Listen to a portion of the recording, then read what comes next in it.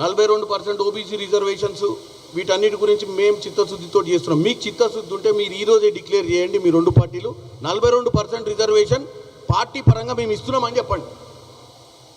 సమస్యనే పరిష్కారం అయిపోయాయి. ఆర్డినెన్స్ గురించి ఏముంది? రేపు పొద్దున 42% కాంగ్రెస్ పార్టీ ఏదైతే పోరాటం చేస్తుందో, ఒకవేళ ఆర్డినెన్స్ పాస్ కాకున్నా, ఒకవేళ ఆర్డినెన్స్కి అడ్డంకులు వచ్చినా, ఒకవేళ కాంగ్రెస్ పార్టీ చేద్దామనుకున్నా, ఎవరన్నా కోర్టు కేసులు వేసినా కానీ మేమందరం కూడా ఒక నిర్ణయానికి వచ్చినాం. 42% రిజర్వేషన్లు లోకల్ బాడీ ఎన్నికలల్లో ఓబీసీలకు ఇస్తాము అని చెప్పి ముందుకు రండి.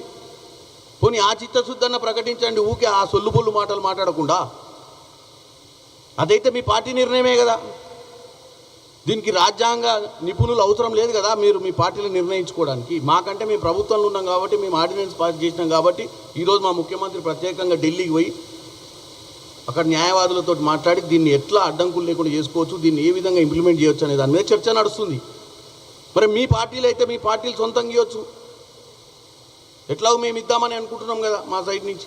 మరి ఆ విషయం చెప్పకుండా ఎన్నికలకు వస్తారా, దమ్ముందా, దమ్ము లేదు, బై ఎన్నికలకు వస్తారా, గతం 60 మంది ఎమ్మెల్యేలను జాయిన్ చేయించుకుని, ఎంపీలు జాయిన్ చేయించుకున్నాడే పతివత మాటలు మాట్లాడుకుంటా ప్రజలందరూ కళ్ళు మూసుకుర్రు, గతం చరిత్రను మర్చిపోయారు. మేము చాలా గొప్ప నాయకులము, ఈ రాజ్యాంగానికి నిబంధనలతో పనిచేసినటువంటి నాయకులమని కొందరు. కొంతమంది ఆ పార్టీ అధికారంలో ఢిల్లీలో ఉండి కూడా ఈ పనులు కాకుండా చేస్తున్నటువంటి ప్రయత్నం చేస్తుంది. రామచంద్రరావు గారు నిజంగా మీరు మీకున్న పట్టుదల కనుక మీరు ఢిల్లీలో చూపిస్తే, 1 ఓబీసీ ఆర్డినెన్స్ పాస్ అయింది, 2 మెట్రో ఫేజ్ 2 వస్తుంది, 3 RRRకి సంబంధించిన ల్యాండ్ ఎక్వైజిషన్, RRRకి సంబంధించినటువంటి ఇప్పుడు క్యాబినెట్లో అప్రూవ్ కావాల్సినటువంటి నార్త్ పార్ట్ అప్రూవ్ అయిపోతుంది.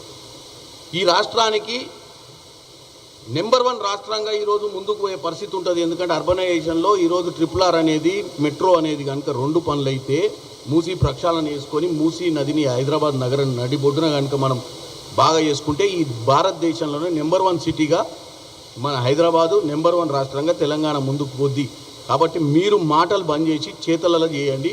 ఏమన్నా అంటే మైకులు దొరికినాయి కదని దబదబలు ఆడియకుర్రి. ఎందుకంటే వాస్తవాలు ప్రజలు చూస్తుర్రు అనే దాన్ని గుర్తుంచుకోమని తెలియజేస్తున్నాం.